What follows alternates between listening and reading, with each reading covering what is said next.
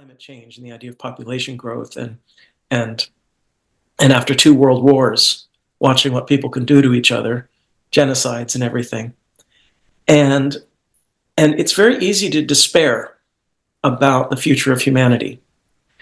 And I think about Robinson Jeffers, and I also think a lot about the studies that I've had with Sufism and with Taoism about our role as spiritual beings, our role as sentient beings, or the duty that we have to kindness and to gratitude.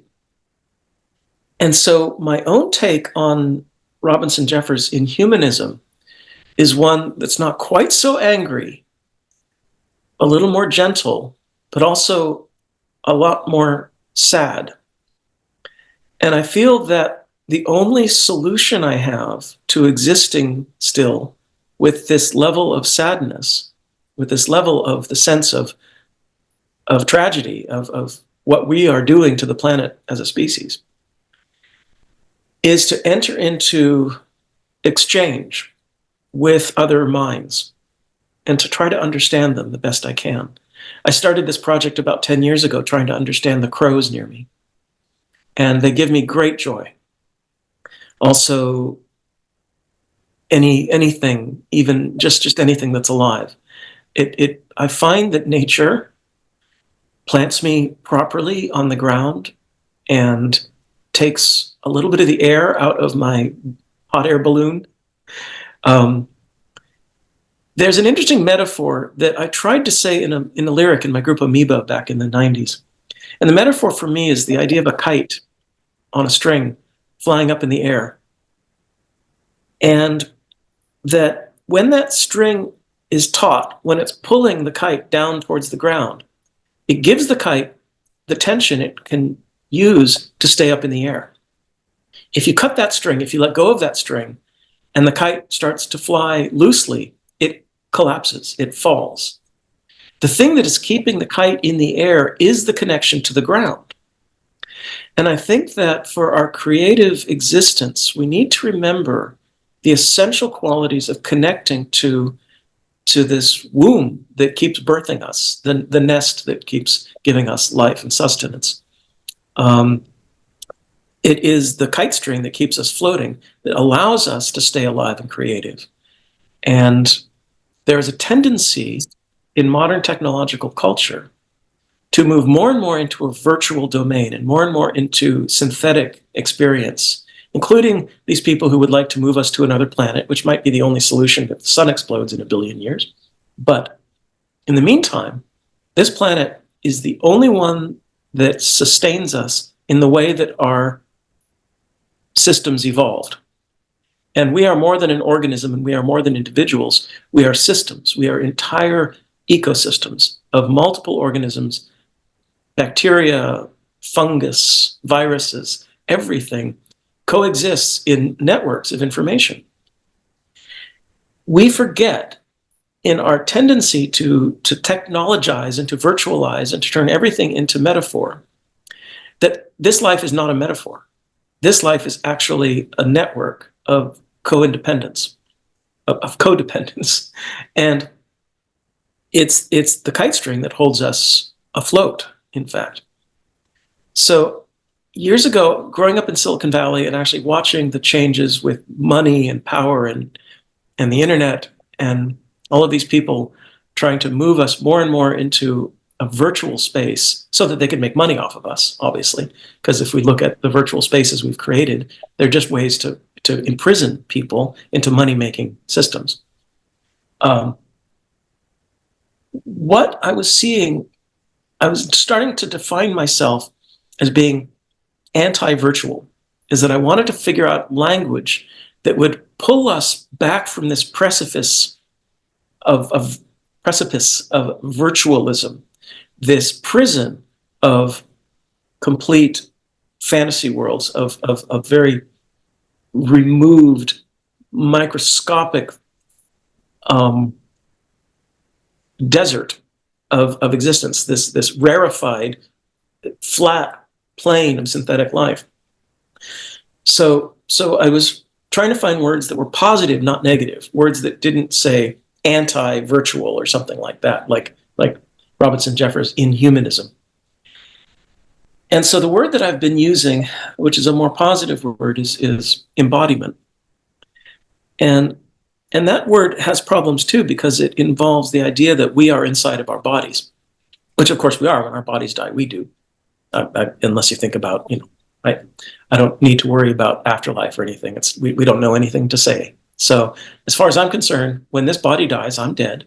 And the problematic aspect to that is that we are more than our bodies. We're a semi-permeable membrane. Air comes into us, food comes into us, our skin sloughs off of us, our skin breathes, our skin has microscopic animals living in it. In the pores, there's these tiny, tiny little mites that live off of our oils from the sebaceous glands. We're a community. I mean, we are only about 60% our own DNA. We are mostly the DNA of our parents, but even the mitochondria in our cells that give us energy and eat the carbohydrates to feed the cells, those don't have our DNA. Those are not evolved inside of our cells. They grew separately, came with our mothers. So this whole realization that we are communities of organisms and that mind can interact with the world as an ecosystem, and that sentience could in fact be everywhere, all around us, but we're too busy being human to see it. To me, even the word embodiment becomes a problem. So this is where an album like Neurogenesis was struggling with these ideas of sentience, and the ideas that systems could be sentient, perhaps clouds, perhaps the flow of plankton on the ocean, perhaps the mycelium in a forest. In fact, French researchers in an old-growth forest in Bavaria did an experiment 10, 15 years ago where they set up electrical sensors in concentric circles in the soil of an old-growth forest, and then changed the acid or pH level in the center of this concentric circle, and found electrical signals propagating out from the center minutes after they changed the signal of pH level. They traced these electrical signals to mycorrhizal fungus, to the mycelium that was feeding the roots of the trees. And the mycelium was sending signals out into the forest about changes in the chemistry of the soil. Now, what about that is not mind, right? I mean, that is a neurological system. That is a sensing system. Perhaps it takes a week or a month or a year for a forest to have a thought, but it's thinking, it's sensing the world. And just because something might live 10,000 years instead of 100 years, and it might have a thought every hour instead of a thought every microsecond, doesn't make it not sentient. It just means that we can't see it.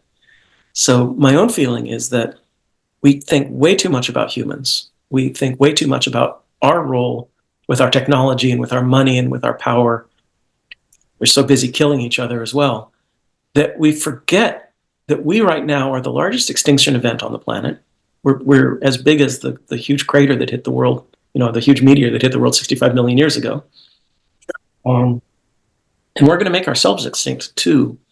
So we better start being aware of this network of mind that we are part of. That's how I think of being human. That's my experience of being a human. Man, the way you express yourself is unbelievable, man. What do you think the level? I mean, the pressure of, I don't know, the stupidness or the pressure of social media in kind of human being. Let me give a good example, right? You can a guy like you can write the stupidest article in the history of civilization, right? Put it on Facebook, put it in whatever, any social media platform.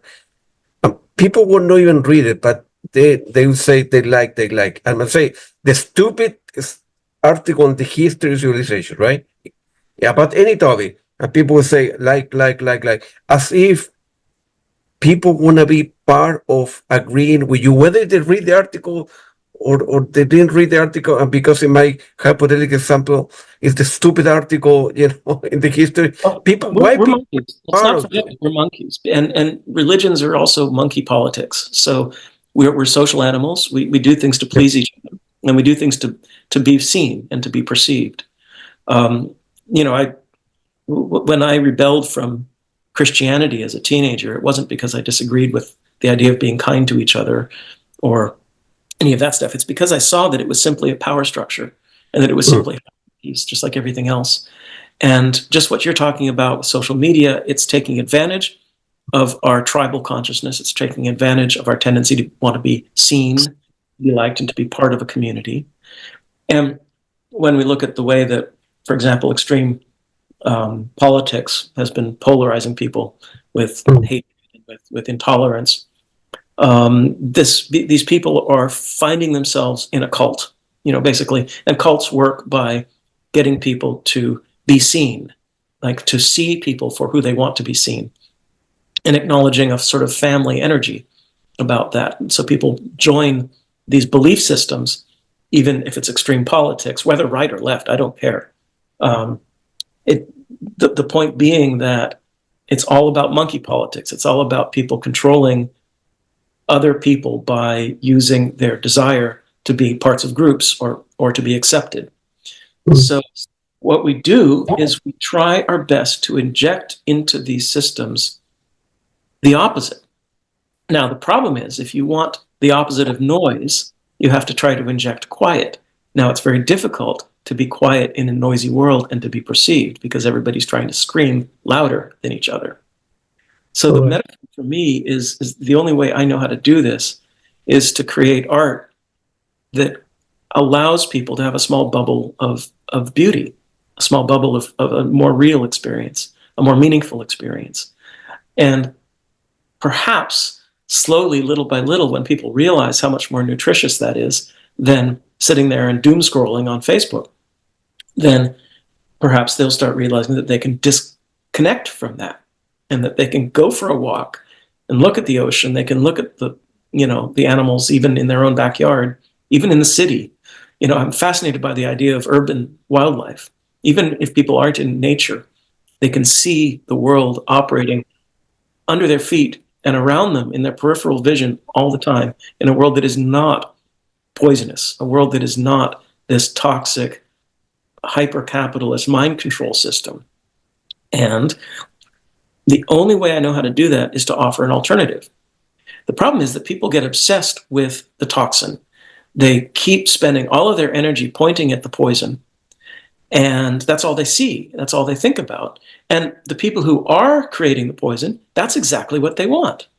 If you're a politician who is spreading hate and distrust among people, the more they talk about you doing that, the more you're succeeding in spreading hate and distrust. Therefore, you're empowering yourself. You're going to get yourself elected next time because you have succeeded in getting your name thrust into every sentence people talk about, even if they hate you. And so the only solution is not to be ignorant, not to ignore the processes of this kind of self-destruction, but to offer solutions that are other than it. And if enough of us continue to step off that escalator and walk up the stairs instead, or simply walk down a different direction, find a different wooded path, then we start changing the world individual by individual. Wow. I like you. Thank you. Thanks again. I like your type of music, whatever label wanna. Used to be in the 80s that people would listen to a lot of sort of electronic music, new age music. In your case, it's not. I wouldn't label your music new age or electronic, but for yoga was popular. You need to exercise and so on and so forth. So became of electronic music became very popular. For me, it's I use that kind of why I like that kind of music and for introspection. I look myself in the mirror every day, right? And I see what I have done well in my life, what I have done bad, and I've been offended people, which I have many times, and to look myself as a human being, and the kind of music that you play allow me to uh examine my psyche and in terms of Carl Gustav Jung, if you will, and examine myself as a human being, and it look myself in the mirror that or face the music, like that somebody will say, but it it it's good to, like you say, smell the roses, right? During the pandemic, we have crazy time in a way.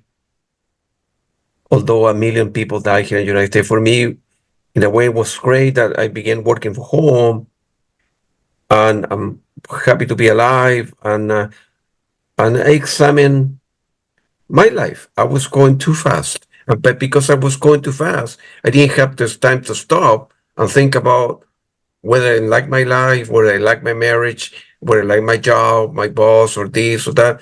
And the way I examine my life, and I say, man, I'm doing a lot of stuff that I don't like it because I was going too fast in a super train highway. I wasn't looking left and right or in front or backwards. And I started smelling the roses, and it slowed down my life a lot. And it slowed down my life a lot. And I started looking myself in the mirror, as I said before, and seeing what's important in life. And your music provide that kind of stuff. I think the pandemic actually offered a good opportunity for many people. I mean, those Yeah. who didn't get sick and die, but I think for many of us, especially people more introverted, like my wife and I, it was an opportunity to, we felt quite comfortable. We were almost embarrassed to say, but we were fine with it. I mean, worried like everyone else, but Sure. the opportunity to go inside really, and to hunker inside, and to not just inside the house, but I mean to go inside yourself and to find out what's important. I think a lot Yeah. of people, a lot of people found inside themselves a kind of kindness and a gentleness that maybe they had forgotten about. And I think also as we get older, we need to acknowledge the importance of these things that aren't so cool. I mean, when you're young and angry and ambitious, these ideas of like beauty and kindness, they're sort of old fashioned and stupid sounding and embarrassing because they're squishy and soft and, like hugging grandma kind of thing. And you get old, you get to be grandma's age, and you kind of go, actually, those things are important. And Absolutely. Absolutely. I think perhaps for many people, the pandemic reminded them of the importance of community, the importance of the lack of anonymity between people in neighborhoods. This was something that in Mountain View, where we were living, my wife and I had become very active in a community. The town had been funding these community activities, like picnics and things.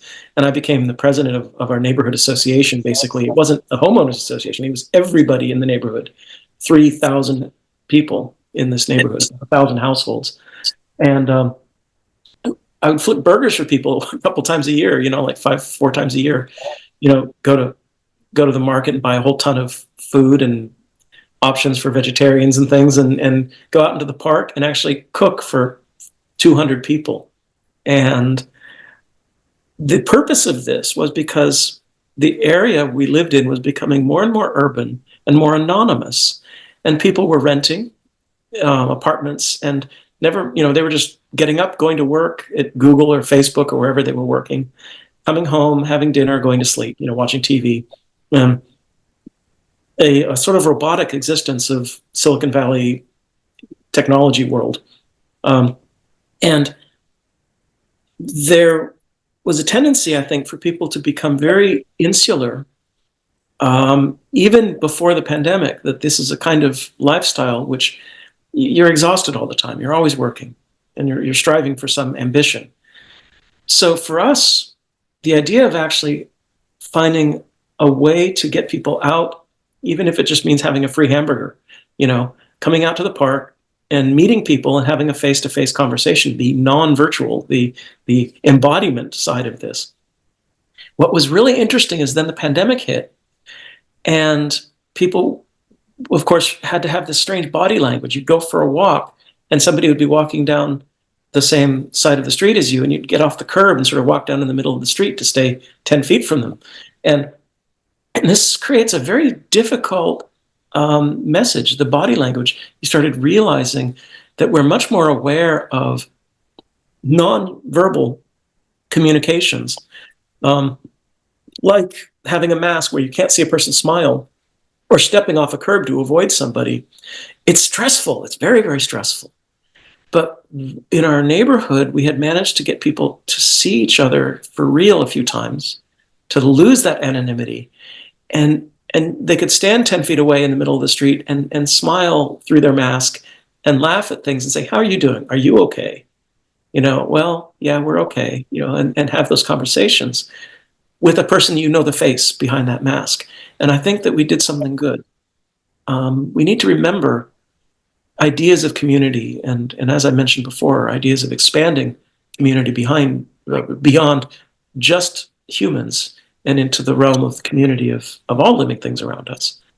But in particular, in urban settings, this idea of anonymity and trying to break it down, trying to find community in little cells if we have to, in little pockets of community.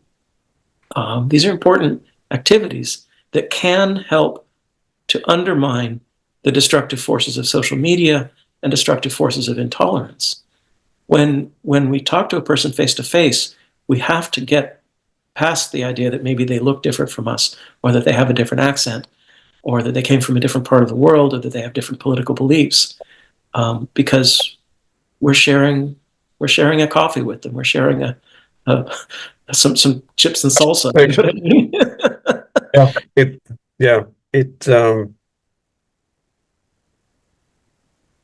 With all the problems with the world, and now the Democrat, Republican, this or that, or who is going to be president, problem around the world, people killing one another. The Second World War II, like 50 million people die, and it still is. It's a beautiful thing to have a human experience. It's a beautiful thing to go for a walk, whether it's rain, it's snow, this or that, or coffee, a glass of water. And this, the way that although we using, Zoom to communicate via internet, and it's a beautiful thing to be a human being, man. It's a beautiful thing to be existing, period. And I think that there's a lot of sentient life that actually feels similarly how much amazing it must be to be alive. I think this is what art can do, is that if we pay attention to the art that we make, and sometimes that means putting a little bundle of message into it, without being preachy, it is possible to create ideas that frame an artwork and contextualize it in a way that people actually can start having some understanding of what you're hoping to achieve as a creator. But in particular, it's not about ego of the creator. In particular, it's about creating an artwork that can somehow remind people of their existence and remind people of what's going on inside that they try to hide most of the time. Again, this idea of spelunking, sometimes it's not always nice what you find inside. Sometimes you'll find memories that are dark, or you'll find fears, or you'll find anger and intolerance of things that you feel inside. And good art can do this. It can actually make us aware and put things into higher relief. It can expose things. Sometimes the way to do that is by creating a little silence, is to empty the noise around us a little bit, and so that the quiet messages become louder in relevant terms, and the stuff that whispers to us inside becomes more audible. And unfortunately, we're in a culture where loudness is king. And so sometimes what we have to do is to push things away. We have to take the broom and to push away the detritus, clear out the floor a little bit, so that the small things that are there can be visible under the junk. I think you should write a column in a newspaper, New York Times or somewhere else, with all your thoughts. My my weekly Boston or something. No, it's Well, because you have a lot of good things to say. A lot of people could benefit from your thought, and you understand the way you see the world, whether they buy your music or not. Maybe you should look into that. Your previous album, and the one that you wrote with Luca for Centini when I went to see you in for Sunday When It Rains. It was released in September 29, 2022. That was a beautiful album as well, man. thank you. You know, And that comes from friendship. Again, that comes from community and the idea that we work together as adventurers into the unknown. What we found is the kind of sweetness that happened. The title really just comes from a sort of mood that grew out of the music we improvised together. And it was a gentle, quiet mood, a little bit melancholy, but not really sad. Just more of I think what I found in that music was a sort of gentle melancholy of being quiet. Some of my favorite times are those rainy days where there's, you have a fire in the fireplace, or you light a candle and you just read a book, and something is just very, very gentle and very thoughtful. And I think, people were joking that did they have to listen to the music on Sunday on a rainy day? on a rainy day. Well, that's Of course not. He lives in Italy, right? Is he Italian guy? Yeah. Yes, he's in northern Italy. He's a winemaker. I'm winemaker, yeah. Yeah, he lives near Lake Garda and makes mostly white wines. Tenuta Cappuccio, I think, is the name of his winery. They don't currently have much distribution in the United States, but he keeps winning awards. The Italian government, or the Commission of Winemaking, thinks that they're making really good wines. They've been rated one of the most sustainable wineries in Italy as well. Ecologically sustainable. Economically, yeah. Ecologically. Wow. Ecologically, okay. Wow. He even changed aspects of his packaging so that it was less, so it was more neutral on the environment. So he's a good guy. He just released an album with Marcus Stockhausen, Karlheinz Stockhausen's son, who plays trumpet in electronics. And so that's an album worth looking for. For you, man. How you guys met? He lives in Italy, or you were cooperating with him over the years? He was fond of my music, and he knew that he had seen my writing about food and wine, because it's something I'm very fond of. Is good, good wine. I was a winemaker for 10 years, also. So 6 years ago, he contacted me and asked if there was a way he could send me some of his wine. And so there was a wine shop nearby where we lived, and they were in a situation where legally they could receive a shipment of wine because they had the right tax, the bonding to do that in the United States. And so he shipped a case of his wine, and I shared some of it with the store so that they could taste his wines. Selva Cappuccio is what it was. Selva Cappuccio is the name of his winery. And so I was able to taste his amazing, subtle, very clear, etched, articulate white wines. And then he was out here several times for tastings, to do commercial tastings that were being funded by the Italian government because of the awards that he won. And so we got to meet. We put him up at our house, and he's become a very My collaborations start with friendship. That's the thing, is that it's not just about a person whose work I want to enter into sonically. It's really about friendship and the community, I'm going to have to say goodbye here pretty soon. I have another meeting in about 10 minutes. Yeah, I got it. Oh, yeah, we've been talking for over an hour, man. All right. Let's stop it here, and then we can do a part 2 and a part 3. It's a lot of things we could talk about. Robert, but then again, it's very nice talking to you. You're a very smart guy. I enjoy your friendship, and I love your music. And every time I'm happy that I talk to you, man. You're a good guy, man. I'm glad that you're not a politician. Thank you, Claudio. And again, you have an open invitation to come visit again if you wish. Thank you very much. I appreciate it, man. Have a great afternoon. Thank you a lot to your wife as well, man. Thank you. We'll talk to you soon. You bet. Thank you. Hello to your family. Okay. Thank you. I appreciate it. Sure. Bye-bye.